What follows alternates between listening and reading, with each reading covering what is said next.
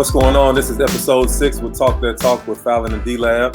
We have a special guest today, one of my favorite human beings in the entire world, Anthony Morrow, a.k.a. Amo, a.k.a. Son. I've been knowing him since he came on his visit to Georgia Tech. It was his birthday. I don't even know if he remembers the story. It was his birthday. We had a birthday cake for him. He played pickup. I didn't know a whole lot about him. I just knew he was Mr. Basketball in the state of North Carolina. This is 2004. He's coming in. In my mind, being an ACC country, Mr. North Carolina usually doesn't get out the state. So I'm thinking, what's the deal? What's he doing on a visit here at Georgia Tech? We get out, we start playing pickup a little bit. I was still a GA, so I was still playing a little bit back then. And he shot the cover off of it like he always does. So I said, well, every now and then, North Carolina makes a mistake. So one man's trash is another man's treasure. And we are glad to have him as a Georgia Tech Yellow Jacket. Yeah, man. So Amo he had an outstanding career. I'm going to just give you guys some brief accolades. If you've been under a rock and you haven't been watching basketball and you don't know who he is, he was 2008. He was an undrafted free agent, signed with the Golden State Warriors. He went berserk in the summer league, lost his mind in the summer league. He went from everybody, wondering, does he have any chance to play? Is he going to be a guy who has to go overseas? To we got to sign him right now before other people start throwing money at him. And, a huge thing that he was able to do was sign a different type contract because he didn't get drafted.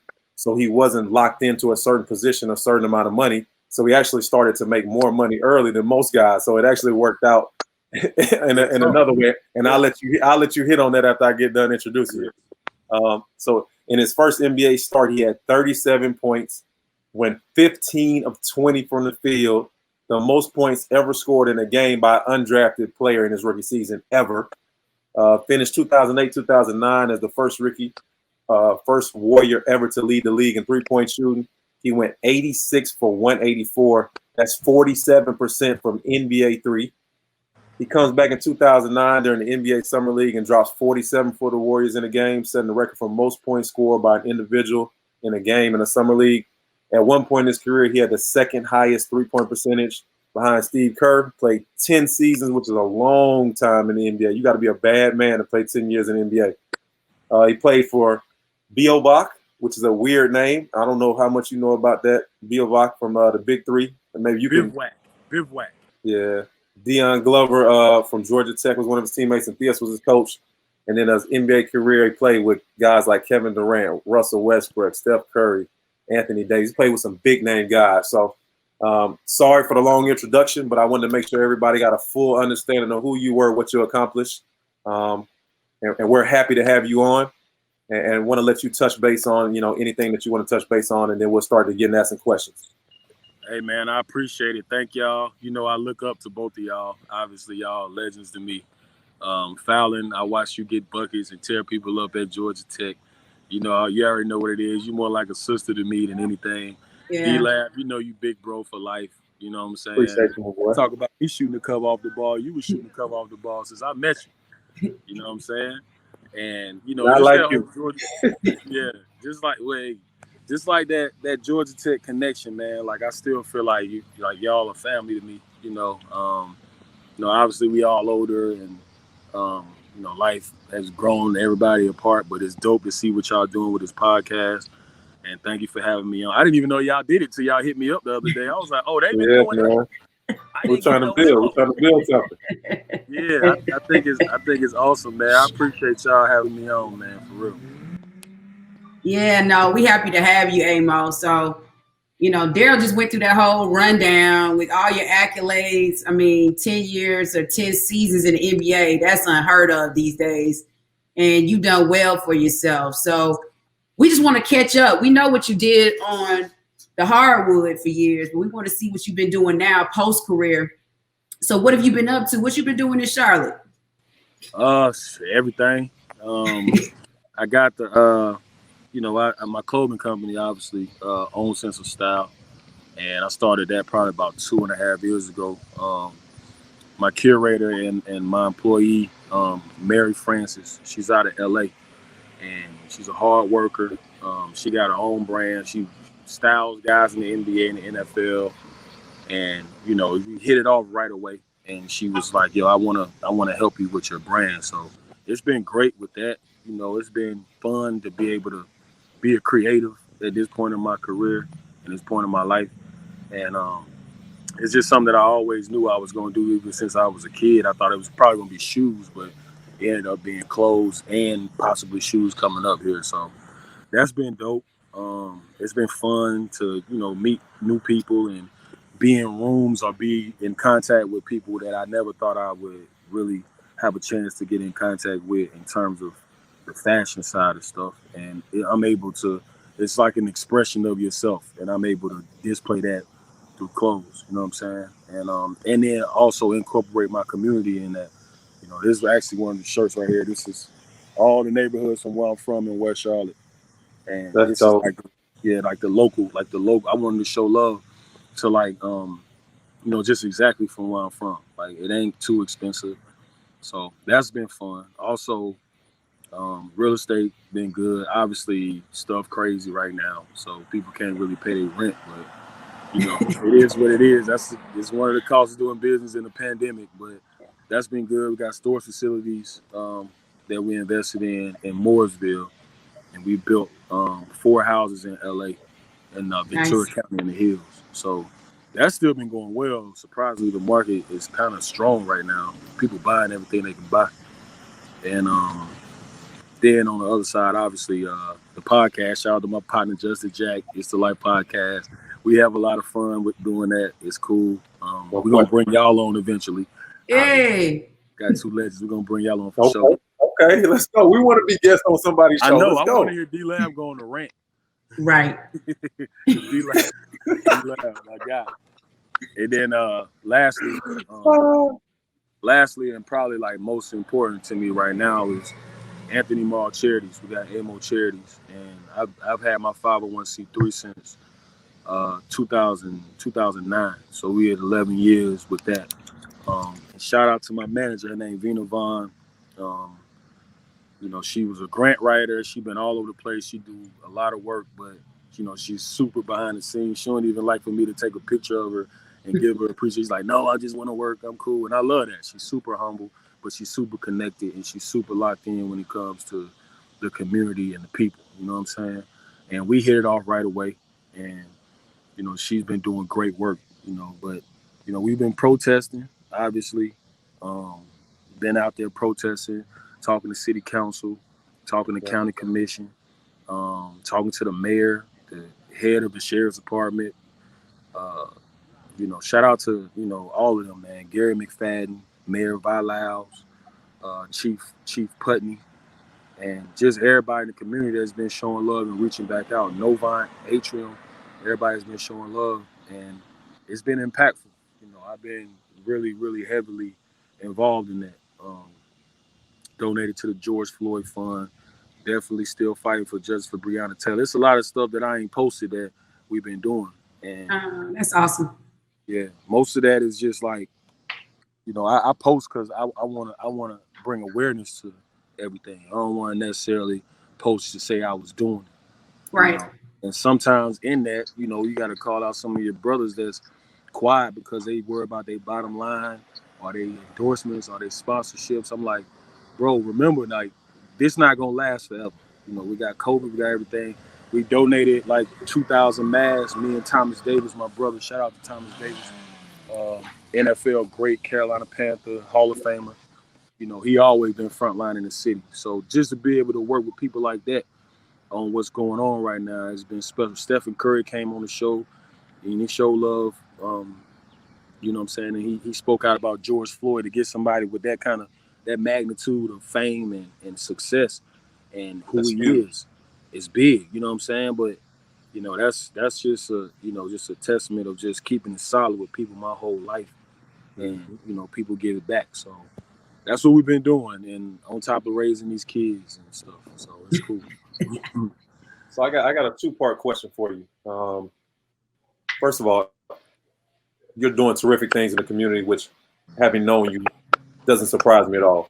But I want you to talk to the viewers about when you started thinking about what are my next steps?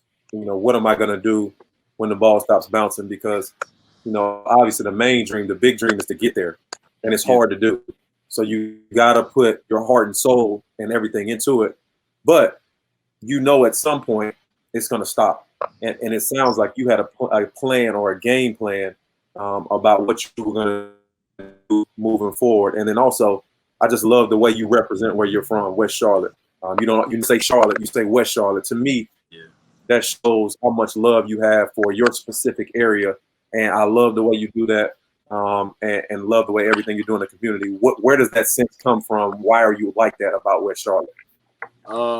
It's crazy because like my whole Morrow side of my family is from West Charlotte. Like really like two different neighborhoods. Like we all lived, almost all of us lived in the same neighborhood. And if they had moved, my grandmother had 10 kids, so she had 5 daughters and 5 sons, and they all grew up over there. You know what I'm saying? And I grew up over there. Obviously, I remember how it was growing up. And it's funny because when I talk to, it's not funny, but it's ironic that I talk to all my homies that came from similar backgrounds and similar like circumstances and like different places in the country. And a lot of them say the same thing. I'm like, man, we were living in like dangerous situations and circumstances, and we thought it was normal. Like you almost get desensitized to it. You don't even think about it. Like when you we know at 8:30 o'clock in Little Rock Apartments, we got to get down and get up under the bed because they was about to start shooting. You know what I'm saying? And I thought it was normal until you grow up and you realize that, no, man, like a lot of my homies suffer from PTSD, or they suffer from the system, or they suffer from depression, and their parents were suffering from it and they passed that on. See what I'm saying? So like most of my life, I felt like I had a great childhood. I'm not tripping. But, when you realize that you get around other cultures and other races, or you get around people that come from money or some type of status or stability, you realize like, damn, this is what life is about for real. You know what I'm saying? Like we not put on this earth to struggle and deal with all that kind of stuff. And that's how I felt as I got older. That was the beginning of, I feel like, even before I came to Georgia Tech, when I went to Charlotte Latin, I was living in the projects and going to a private school that was 97% white, 3% other. You know what I'm saying? It was a culture shock, but it helped me on the back end because I was able to be around different cultures and different people of race and still be myself. I figured that out early. You know what I'm saying? Shout out to Coach Jerry Faulkner. And a lot of that I put on my mama, because my mama took a chance on, I'm going to put it out there and just see what happens. You know what I'm saying? We're going to take a chance. And she always said it was the best job she ever had. But as I got older and I had my own kids, my own family, I'm like, that was an investment. Yeah. You know what I'm saying? That was an investment she put in me. And that's what we do with AMO charities, or just with my brand and what I speak about myself, is that investing in your children is the number one thing you can do, especially in messed up circumstances, or when you come from these neighborhoods, poverty, or you got adversity and all that. Like, you still got to invest in your kids, because they're going to be the future and they're going to be a representation of where you are. Right. So a lot of that knowledge and stuff, like, I know I'm 34.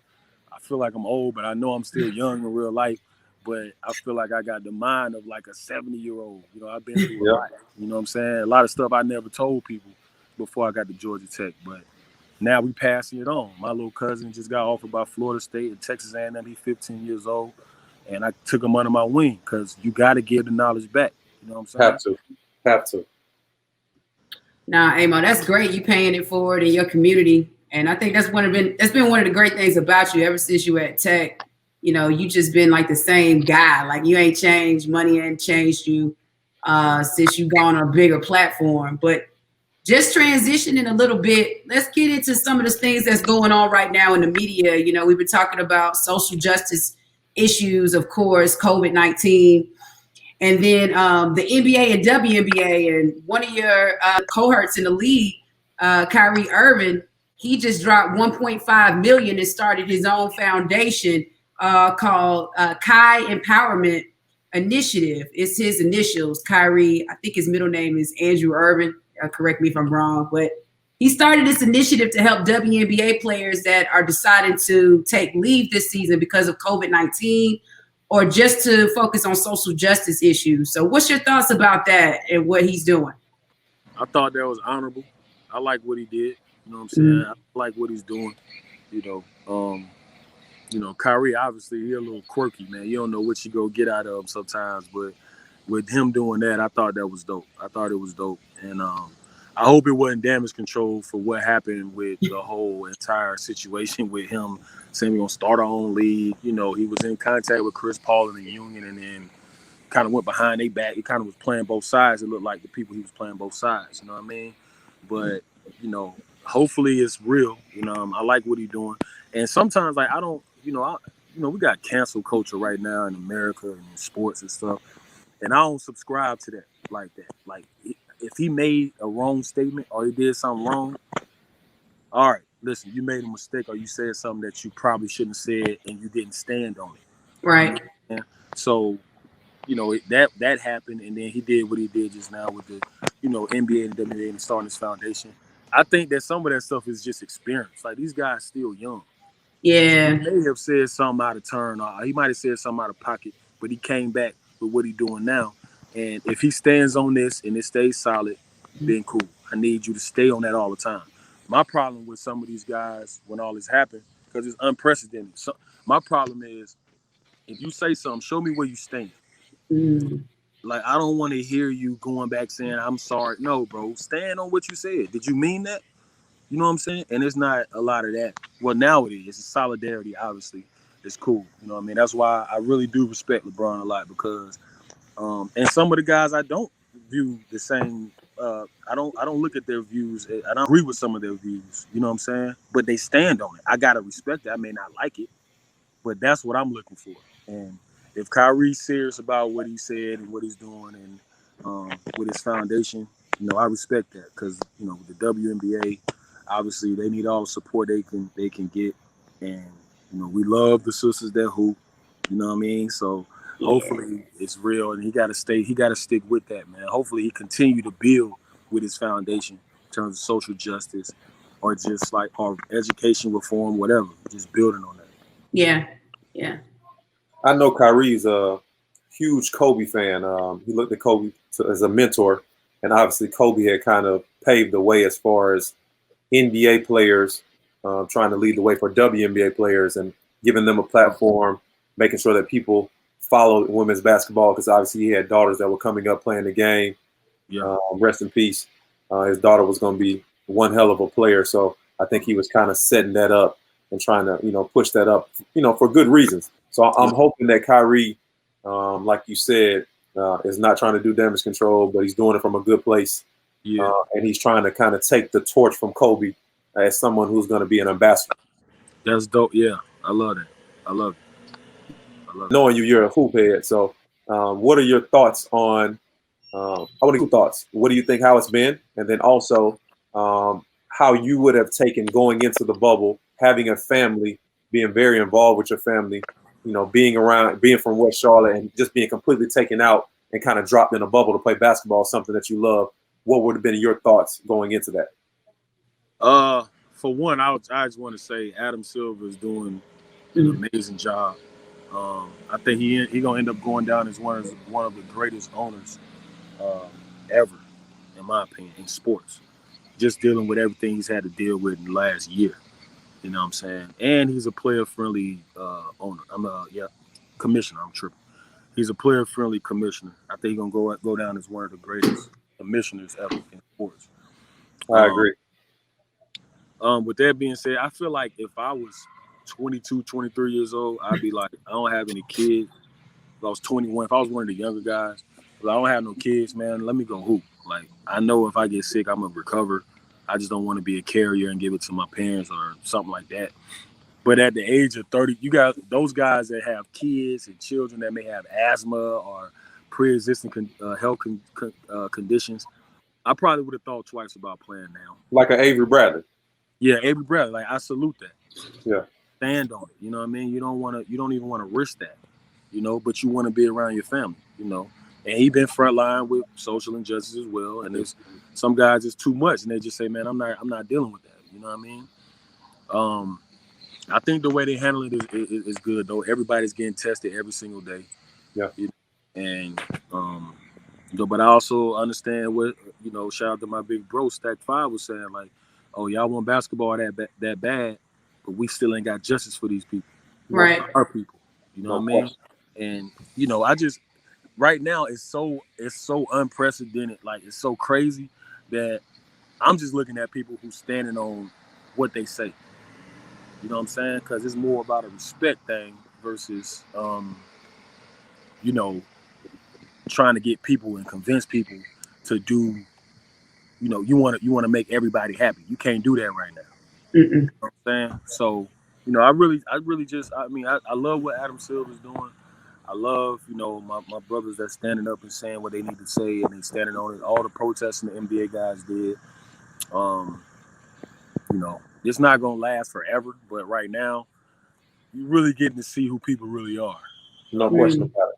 Like I've been on the Black Lives Been Matter. Like I don't just say Black Lives Matter. I'm like, we've been mattered. We built the country.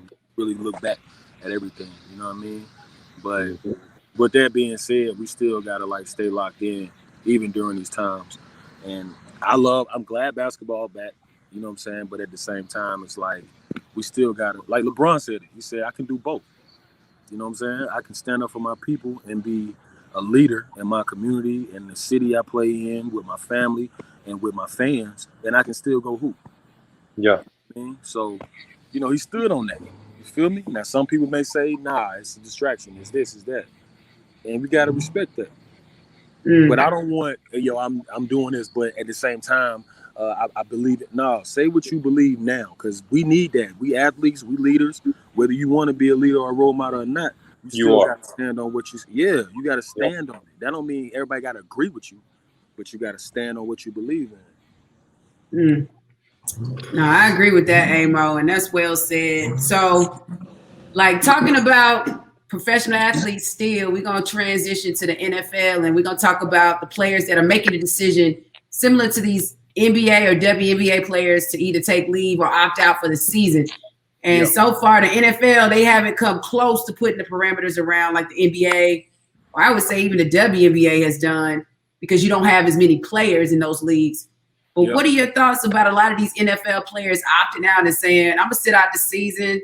Apparently, if you're high risk due to COVID-19, you get money in the amount of $350K for the season. They're calling it a contract advance. But if you just decide voluntarily you want to leave, you get $150K for the season. So what's your thoughts about that with the NFL and players opting out? I just had this conversation. Like, I've had this conversation like every day this week with my people, my homies, like for real. Barbershop talk. I'm a Carolina Panther fan. I love football almost as much as I love basketball. But that being said, I have no idea how they're going to have a season. And I think Roger Goodell is a good commissioner. It's been some hiccups, it's been some stuff, whatever. But I think that they will figure it out. And I'm not a commissioner, but I think the only way that they can, something they're going to have to consider is all the teams with domes are going to have to turn those into bubbles. There's so many more players. They're going to have to condense rosters. You know what I'm saying? And I feel for my homies that play in the NFL because basketball obviously is way less players.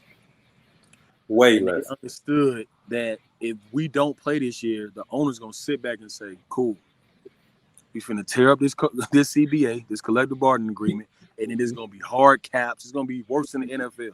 Right. You know what I mean? So, some of them had to make tough decisions to do that. And I think the NBA handled that well. I don't know how that's going to work with the NFL. They have to play. They the money makers. They the number one sport in America. You know what I'm saying? And I just think that they're going to have to figure something out. But I'm like, what are they going to do? You playing football, people, we're going to see 90 cases of COVID in a week or a day or something with every team. Literally. They don't figure that out. So they're going to have to, but the thing is, and my homie made a good point. He said the NFL makes more money. They're going to have to spend more money. So I think that the NBA spent around like almost $500 million to do the bubble and everything, get everything right. But the NFL going to spend over $1 billion. Clear. Oh, they are. Yeah, they already spending $75 million on testing. That's what I'm like. That's just though a testing. That's what I'm saying. Like it's got to happen. It's got to go down. But they got to protect the players. And another thing is a lot of these players looking at these owners and these executives like, are y'all really for us? Because we're gonna see now for real if y'all really for us. You know what I mean? And you know, I think it's gonna work itself out. I think it'll be cool. But at the same time, they got to be willing to open up them pockets, man, right now, because nobody saw this coming, and they got to have a season. They got to get some type of revenue. You know what I mean? So many issues with the NFL, though, Amo, because you got so many guys on a team, and so many teams. Like, so with the NBA, you could put them all in one place. You know what I'm saying? Yeah. And they didn't even put the whole NBA. They just picked. You know what I'm saying? They just took 13 teams and 9 teams. So the NFL, the other thing with the NFL is the NBA can play multiple games in a week. The NFL, they can't play multiple games in a week. So if you put them in a bubble, 6 days out of the bubble, they're not even playing. You know what I'm saying? So it's just right. So many issues. Where are you gonna house them? Like, how can you monitor them? You know what I'm saying? Like, it's just like, can you play the games with no people? Can you play football with no people? I mean, they've done a terrific job with the NBA. I love the kind of like virtual reality fans. I don't know if you pay attention to it. Like, that's a dope idea. Great idea. But in a football arena, that will look like, you know, it will look crazy because it's so big and massive and the field is so big. I just don't know what they're going to do, man. I want to see football too, but I want guys to be safe and not die more than I want to see football. But it'll be interesting to see if our culture feels the same way, because I think our culture wants to bet on football. They want to watch football and they want to play it, whatever the circumstances are. So we'll see how that goes. It's going to be interesting. Well, let's go into the next subject. I've been waiting on this the entire show. This is literally what I've been waiting on the entire show. So we both know Lou Will really well, like terrific dude, like stand up dude. Like, one of the greatest to ever come out of Atlanta. There's no question about it. Like, absolutely. Super humble, like no cockiness about him or nothing. When you see him in the street, like, he's gonna be respectful, the whole thing. Yep. My man said he went and got some wings. Like, he didn't say he was there for the girls. He said he was there for the wings. Now, I've had the wings. You know what I'm saying? I think the wings are pretty good. I'm gonna be honest. Like, I think the wings are pretty good. The food is pretty good. Top 3 in the world wings, Magic City. Woo! No question. Top 3 in the world. It is top 3, which is great. But with all that being said, you're in the middle of a pandemic. You know what I'm saying? Like, we can get it. We don't even really know how we can get it, how we can't get it. Everybody knows, like, it's crazy. The numbers in Atlanta, the numbers in Georgia are insane. He left the bubble, one of the safest places in the entire world. He knows he's going back. They got a chance to win the championship. Do you risk it all for the wings, or do you tell the people they got to bring the wings outside? That's my question. You got to bring the wings outside. That's the politically correct answer, Mo. No, listen, look, man. Let me tell y'all something, man. And DLab, no. Magic City, I feel like my jersey should be up in there. That's how much I love that place. They got to put one of my jerseys up, man. You know what I'm saying? It ain't like, that's the thing we're talking about, like with the homies like Josh, Lou, all the guys. Jerry. Yeah. Like, Magic City was kind of like, it's bigger than just a shake joint. You know what I'm saying? So Lou should have, like, he's in the Hall of Fame of Magic. I'm not in the Hall of Fame of Magic, but Lou is. So it didn't surprise me when I saw, like, literally, it came across my screen on Bleacher Report. Yeah, Lou Williams went to Magic City for some wings. I was like, that makes sense. Everybody sounds about right? You know what time it is. You know what I'm saying? Like, I say the wings are great, and it's a lot of other great stuff in there that's going on. And I was like, man, he probably did just pick some wings up, but then I saw a picture of him in there. I was like, if anybody why did he take the picture with Harlow? That's what's killing me. Like, you just left him, man. Like, that's what threw me off. I'm like, Lou, you know better than that, man. Yeah. You know? So, you know, but it is what it is, man. But that's Lou, you know. I said, man, look, if you're going to go anywhere and step out that bubble and you from Atlanta, that's the place to go. It's the city.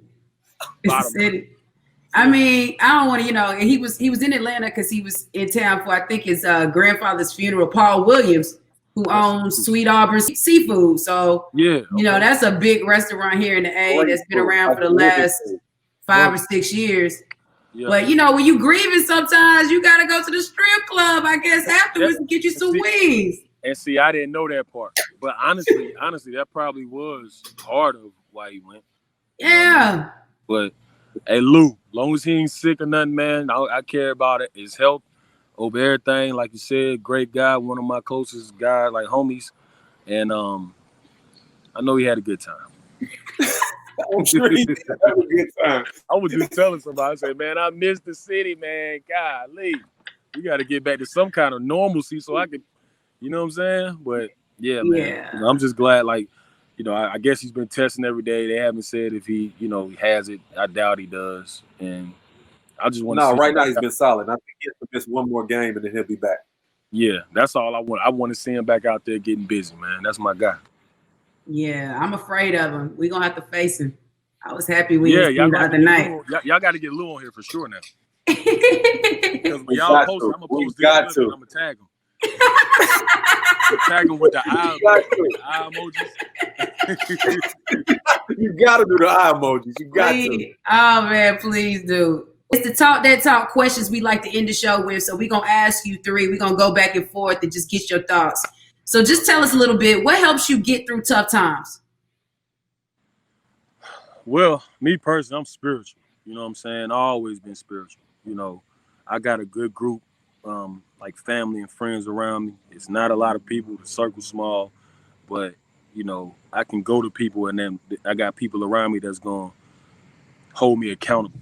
You know what I mean? DLab was one of the first people ever to do that as soon as I got to Georgia Tech. You know what I'm saying? And that's very important. Having people around me that's gonna hold me accountable, but I can go to that I can trust when stuff get real. You know what I'm saying? And you know that's a part of life. Because I just wanted to mention this too. I meant to say this earlier, but with AMO Charities, we got a mental health program. The Martin Luther King Middle School, and we had other schools on deck. I was actually supposed to go to Africa. Like, we had a whole bunch of stuff planned. You know what I'm saying? And you know, it's basically to get the kids talking. It's not clinical, but I have shout out to Dr. Sharika Fair. She on my staff and on my board, my foundation, and you know, she has her own practice. She's a therapist, and me, her, and my manager Vina, we write these programs. And my man Greg Jackson from Hill, Charlotte, shout out to him. We do a lot of great work in the city, and we write these programs, and we had these ideas and put them through like skits almost, and it's almost like a workshop for 8th grade, 6th, 7th, and 8th grade. You know what I'm saying? To get them talking to each other, feeling comfortable talking to your peers, you know, and not feeling like you're vulnerable all the time. And we do it for 6 weeks, and within that 6 weeks, we go from like maybe 10 or 15 kids to like, you know, 25 or 30 kids. So more kids is word of mouth coming in, because it's not like it's somewhere we're just sitting there preaching to you at 8:30 in the morning. You know what I'm saying? Or we're trying to force information out of you, or we're trying to, you know, they vulnerable. You know, we don't want to make them feel comfortable. We want to make them feel comfortable with talking to each other, because a lot of them realize we did it twice. We was going to do it again, but we didn't have a chance to do it again this year. But they really realize a lot of them going through the same stuff. You know what I'm saying? Yeah. A lot of them got the same issues in their household, same trust issues, you know, the same experiences with life, and people, you know, doing them dirty and stuff like that. And, you know, it's been a success. That's one thing I really, really miss. And I like it. I love it more than I thought I would, you know. But, you know, I go in there. I'm in there every morning. Every Wednesday morning, I'm in there, you know. And I tell them, like, look, I know, because they look at it like, yo, you played in the NBA, like, you different. And I'm like, look, man, I'm going to be vulnerable and tell you about all my life experiences as well. And it's important, because I tell my homies, I know I'm getting long with it. I'm getting long with it. My fault, yo. No, you're good. We need to hear about this. Yeah. I tell my homies that rap, and my homies that do poetry, my homies and my homegirls that rap and do poetry. I say, listen, ain't nothing wrong with telling your story. But them kids, listen, they look at me and say, I can't be 6'6" and play in the NBA. You know what I'm saying? But y'all look more like the kids. They relate more to y'all, and y'all have a voice. They listen to you, to y'all. So make sure you understanding that when you write your rhymes and you telling your story. You know what I mean? So I try to bring as many of them, local guys from here, to like come speak to the kids, like come holler Yeah. at them. You know what I'm Yeah. saying? And they respond well to it because I broke it down like that. Like, bro, like they need to hear you say some stuff that's gonna change their life, bro. Because I'm No telling you, question. like, I got people that's hit me up from 12 years ago. Like, you signed it to my son and you told him this, and this, and it changed him. And he got his own company now, and he doing this now. You know what I mean? I'm like, bro, you don't understand that, bro. We got to do that now in our generation. Now, we can't Right. wait till we get older. You know what I mean? Right. So, but yeah, I'm sorry. That inspiration is what makes me. It gets me through stuff because I take mental health really seriously, Yeah. and everybody is dismissive when you call somebody crazy. And a lot of kids go to school with kids mean. You know what I'm saying? They So are me. yeah, a lot of that is prevalent right now. Kids are when they see them harming themselves because they don't feel like they can fit in. They don't nobody understand them. You know what I'm saying? You gotta get them to open up and talk. What's wrong? You know what I Yeah. mean? So that's They got part. more issues now too, man, because they got cyberbullying and they Yeah, just man. more people can Cyberbullying contact them and talk about. crazy. It's a real thing, man. Cyberbullying is a real deal thing. It's real. It's Yeah. serious. And I just wanna, it's part of what I think. But I'm like, man, it's a lot of stress. Like, shout out to Gordon Hayward and DeMar DeRozan and Yeah. Kevin Love. They spoke out about mental health and anxiety. Yeah. Everybody ain't an alpha male that's in the NBA. Everybody Yeah. ain't super crazy tough. Not saying they not, but everybody deal with everything differently mentally. You know what I mean? Right. And I believe, that's something that I feel like, we in the middle school because I feel like that's the middle age where stuff can go one way or the other once they get to high school. Yeah. So understanding them and having them open up is very important to me and my people. It's a beautiful thing, Amo. Talk to us a little bit about, as you're maturing and growing, and you touched on a lot of different things about how your philosophy on life is and how you're trying to give back. What advice would you give your younger self right now, knowing what you know? The advice I would have given my younger self, and it ain't like one of the number one things I'd have given my younger self is understand what real financial freedom means. Because Mm. we always grew up thinking you gotta get $1 million. But if I could have told myself when I was 12, make that $1 million work for you, so you're Exactly. not spending it all, I would have told myself that, and I'd have been educating myself on what that really means. Mm-hmm. Mm. Man.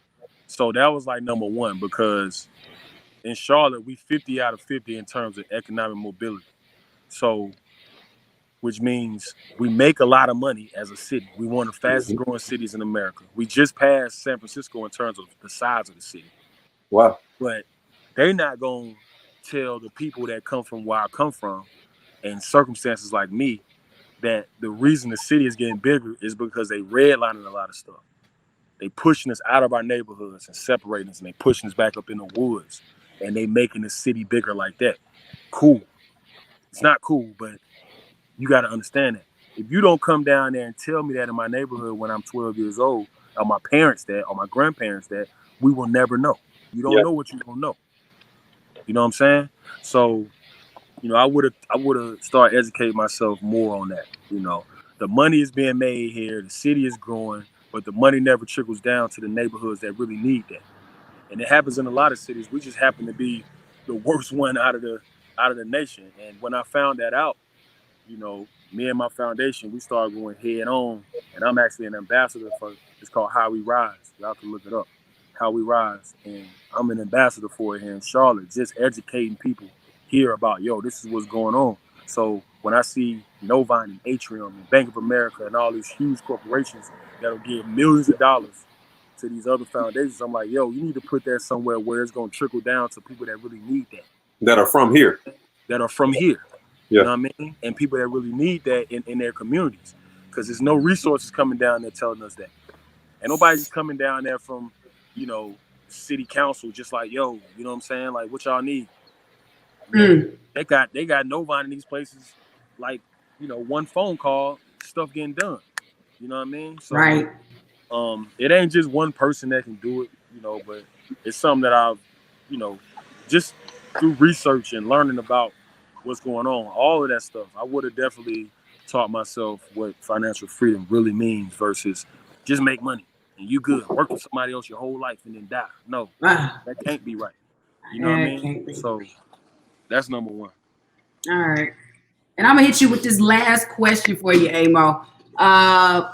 What effects do you want all of your initiatives that you're doing in Charlotte with your foundation? You got your clothing line, shoot, you got your podcast. What do you hope that your initiatives do to help future generations? Like, what do you want to leave as your legacy? I want them for my legacy, and I always say this: like, if I'm just known for making threes and scoring basketball, like scoring points, I ain't did nothing. You know what I mean? Like, I haven't fulfilled my purpose in life. You know what I mean? And I talked to my cousin about this too. He does business development. He got his own company as well. And we talk about, he talked to me about mastering your energy, because he was a book he was reading, and he was talking about mastering your energy. And I was telling him, bro, I'm gonna keep it real. Like, I really feel like I'm living in my purpose for real. You know what I mean? Like, basketball, of course, is a huge part of that. Probably a larger part. How I'm thinking now at 34, but walking in purpose is huge. You know what I'm saying? So I want to let the youth know, and the older, the generation, that came before me, understand walking in your purpose don't have no timetable on that. You can do that anytime. Yeah. You know what I mean? And I've been super passionate about where I'm from, and super invested in that. Philanthropy has been big for me. I started a training service, AM2 basketball training out here. We got a showcase team. That's part of my purpose, giving the game back basketball wise. I love it. Clothing company wise, letting kids know, you can be creative right now. Even more access now. I tell kids, you have the phone in your hand. That's the information highway right there. You can start a company on your phone at 15 years old. Sure, you know what I mean? So like that, I just want to show them, like, you can be yourself, and you can be in any room with anybody in the world and still be yourself. Yeah. But it comes with educating yourself on everything that you're passionate about. And they have way more access. I used to have to go to the library, AOL, dial up on the computer. Mama got to use the phone, got to get off. You know what I'm saying? Like, so like, I mean, I'm like, y'all take advantage of that. I'm not saying don't be a kid, don't have fun, don't, all that, but take advantage of that now. You know what I mean? And a lot more kids doing it. It's dope when I see a kid with his own T-shirt line. He's 13, 14 years old. They understanding it more. You know what I mean? Right. I want my legacy to be, almost like a visionary, a inspirational person, motivational person, and just somebody that I always wanted to understand and deliver the message about giving back and protecting your communities, protecting your families, and raising your kids. You know what I mean? Working as hard as you can possibly work at whatever you're passionate about, and that's what I live in right now. And I ain't gonna never. It's just like, it's hard for some athletes to find a passion after that ball stopped bouncing. But I had it while I was playing. I was watching some of these guys that I looked up to, and I was like, man, look, I gotta always start thinking about it. And it was planting seeds. Some of them networking events that I hated going to when I was young, when you gotta go with the owner and all the other owners and the executives, I hated doing that when I was playing. But as I got older, I started realizing, just go holler at them about his family. Probably the most valuable thing you can do. Business deal right now. Yeah. It may not be a business deal now. It may be one in 10, 12 years though. And I still kept the same rapport with a lot of, I talked to Sam Presti like 3 or 4 days ago. Just like, just keeping them relationships, excuse my language, but not being an asshole. Because a lot of people I played with, not a lot, but a few guys that were lottery picks, they was out the league during like my 4th, 5th year in the league. They was out the league, and then them guys hit you up like, yo, can I holler at your agent? Or, let me know about any deals you invested in or anything you're doing. And I give the knowledge. But I'm like, I tried to give you that knowledge before, bro. You weren't listening. You know what I'm saying? Or I know I'll give you this person's number, but they gonna know already what you own, bro. You was a public figure in the league. They saw what you was on. And I ain't with like not giving people a second chance. That's why I always get the knowledge back and I always share that information. You know what I mean? We can't hold nobody back from that. But some people, man, it's hard to outrun the stuff that they was on in the past. Coach U is one of our mentors. One of his favorite sayings is, "It's hard for Black people to outrun their past." Yes. He thinks that white men, especially, can outrun their past. They can make mistakes, and people can move forward past them. But for Black people, especially Black men, it's really hard to outrun your past. 100%. Shout out to Coach Ewart, man. He used to have a lot of them little quotes, man. He ain't lying in that though. That's real talk. No, man. That's the truth. Truth for real. He was giving y'all some wisdom. Yeah. Always. Yeah, them circumstances different, and I explain it to my homies that don't look like me, my white friends, my Asian friends, and you know, I explain that to them all the time. Like, look, man, it's different out here for people like me, bro. Like me, I like why I'm like I am, and I thank God for self-awareness and all that stuff from experiences in life. I'm like, bro, this is like hitting the lottery for people like me, bro. Do you know? You don't know. You have no idea. You know what I mean? Like where I'm from and what we had to go through just to make it out of that, to get a job. Yeah. You know what I'm saying? So I'm like, bro, like, you know, that's why I'm so passionate about what I do now. And I'm not going to ever stop, man. I'm going to keep it going. It's been well. It's busy. You know what I'm saying? But at the same time, it's been good. Well, shoot, Amo, can't stop, won't stop. We appreciate you coming on the show. We think what you've been doing in Charlotte, we're going to call you the mayor. You the mayor of Charlotte. Hey, no question about it. You the mayor. Appreciate that, man. We working on it. I got a meeting with the actual mayor in like a few days, man. We're going to talk about how we're going to get these kids in the hood Wi-Fi and hotspots because it's so crazy right now. I'm like, but they got to learn. They can't afford tutors and you know what I'm saying? Like we're gonna talk about getting them opportunities to be able to get something done because y'all got the money. So no, that's great. Y'all got to get these kids. Yeah.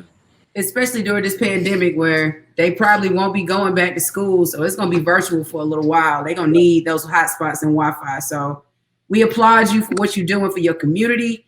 We applaud you for everything you did while you were in the league. We applaud you for everything you did while at GT. And you know we love, respect you, and we always supporting you. So just keep doing what you're doing, Amo. We proud of you. Hey, I love y'all. Really love you, my guy. Y'all legends. I love y'all. Thank you for having me on here. And I hope y'all bring me back on soon, man. I might have coming up here in the next year or so, education-wise. I ain't going to say nothing right now, but it's some huge stuff that we might be doing soon, man. So, man, I want to, you know, I can't wait to come back and tell y'all about that. It's probably going to be in the next year or so, but all right, it's going to be big, man. I can't wait. And we just out here in the country working, man. That's it. Well, you know, keep us posted. We'll have you on anytime. You know, that's nothing. Anytime. For sure. Yeah. Holla at me, man. Thank y'all, yo. All right. We'll talk to you again. Love you, Amo. Love you too. All right, man. So that was a great episode 6. We had Anthony Morrow join the podcast. Talk that talk with Fallon and DLab. What you think about him, DLab? What you think he hit us with some good knowledge during that interview? One of the most impressive guys I've ever been around. And to come from where he came in, he was a little naive, a little immature, but he always had a good spirit, a good soul. There was no issue about that, no question about that. He's really worked hard to educate himself. He has a giving soul. He wants to give back to his community, wants to give back to the people that are similar to him or have similar circumstances to him. And to be honest with you, it really touched me.